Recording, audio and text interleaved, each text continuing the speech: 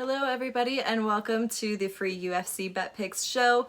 In this video we are going to be breaking down a middleweight fight between Ian Heinisch and Brendan Allen coming up at UFC Vegas 13 this Saturday, November 7th. So I guess, who is our favorite here? It's been a pick'em. Yeah. Ian Heinisch at -106, Brendan Allen at -115. Heinisch has a 14-3 record. Allen has a 15-3 record. Weirdly, like the three losses that they both have, 2 by decision and 1 by submission. Heinisch, his record in the UFC is 3-2, also a win on the Contender Series. Allen's UFC record 3-0. He also has a win on the Contender Series. Heinisch did start his career at 8-0 before he broke into the UFC. After that first loss he had another little nice 5-fight win streak, and then another 2 losses. Let's see, Brendan Allen is going on a 7-fight win streak, and he's had some tough competition in the UFC. So 3-0 in the UFC, 7-fight win streak. What do you think about this matchup, Aaron? Yeah. So Brendan Allen's resume looks especially good because we're super familiar with kind of his resume. So he had a unanimous decision win against Kyle Dawkins, who's Chris Dawkins' brother, exciting knockout heavyweight that we've seen recently. Then he beat Tom Breeze, ground and pound, just pounding them out round 1. Before that, he choked out Kevin Holland round 2. It's like, holy cow! Yeah. How is this guy not fighting for a title, right? Yeah. And he is good. He's a former champion with LFA. He's fighting another former champion with LFA. He's fighting such a similar fighter. They're both very good everywhere. Yeah, and you could tell the line indicates it, right? They both have good cardio. They're both a little bit better wrestlers and grapplers than they are strikers, but they're both fine on the feet. We're talking about Ian Heinisch, of course. He had a great, overhand knockout round 1 over Gerald Meerschaert. Starting to look like Meerschaert just doesn't like taking punches. Weird. I mean, but same here,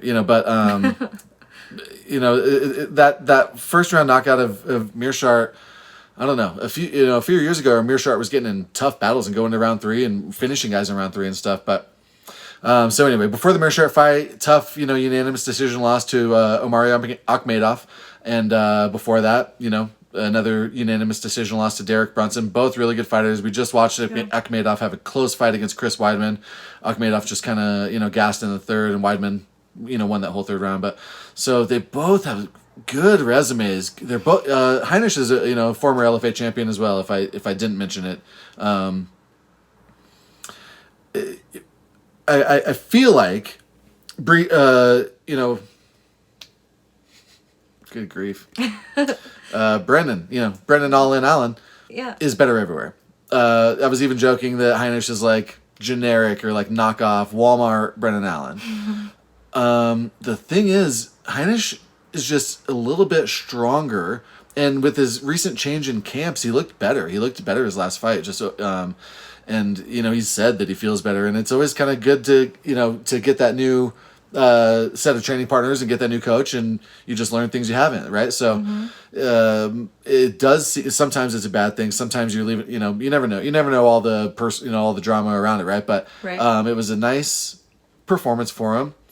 Heinisch, it's tough to bet against him here, but I do think Brendan Allen is just better everywhere. If he needs to take it down, he can. Brendan Allen had that weird fight long ago against Trevin Giles where I think he just he must have broken his nose or something. He just had a problem where he was winning, dominating round 1 against Trevin Giles. We were just watching it, and then at the end of round 1, Giles was just pounding him out, and Allen didn't look like he wanted to be in there. We haven't seen anything weird or fluky like that since. He seems very durable. He's technical. He's not going to gas out. I give him the cardio edge. They both have good cardio. Short story is, it's an obvious pass do not gamble your money on this. Right? I think, though, that, like, honestly, after this fight, people are going to say, how is Brandon Allen not a 3-1 favorite? You know, I think Brandon Allen's going to look really good. And we've seen the line tick his way throughout this week.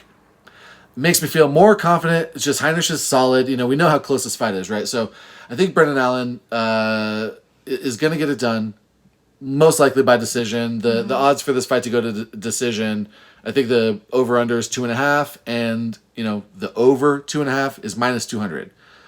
You know, they're really confident that this fight's going to go to a decision. You got two similar guys going to a decision.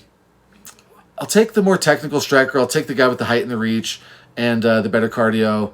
And, you know, we expect to see Brandon Allen continue to to improve at a faster pace.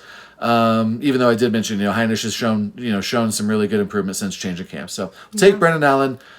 There's no reason. So early in the week, we were trying to beat the line movement. We got Brandon Allen in a parlay here or there. At this point, you gotta wait for the weigh-ins now and see if one of them makes it really easy for us. But to be honest, at the weigh-ins, if one of them has trouble, I would expect it to be Heinisch. I think Brandon Allen is really good value. Tough as this fight is and good as Heinisch is, I think Brandon Allen's really good value. Allen seems to have a great value in the DraftKings fantasy as well. He's $8,400, but has a average fight points of 102.8. So that's seems like a pretty sweet deal there. But again, this is probably going to go to decision. You do want this finishes. Heinisch is 7,800 and his average points per fight is 65.1. So what are you thinking about these guys on your DraftKings? Yep, I would pretty much pass both of them. I think they're both, you know, decent cost. It's kind of goes, you know, it goes back to the Bavon Lewis and Trevin Giles conversation we were having. The thing about Brendan, I just don't think Brandon Allen's going to score that high. He's not going to score 102 in this fight. So in those fights, it's a first round finish against Aaron Jeffrey, second round finish against Kevin Holland, first round finish against Tom Breeze, and then like a high volume striking match against Kyle Dacus. And just with takedowns, I mean, he was just scoring all day. Dacus was coming in on like super, super late notice. It's not going to be that type of fight, this fight, for Brandon Allen. As much as I'm liking him and picking him, it's going to be the hardest fight he's had in a long time. So, surprisingly, I think, you know, and honestly, when you're picking your roster, they all see that 102.8.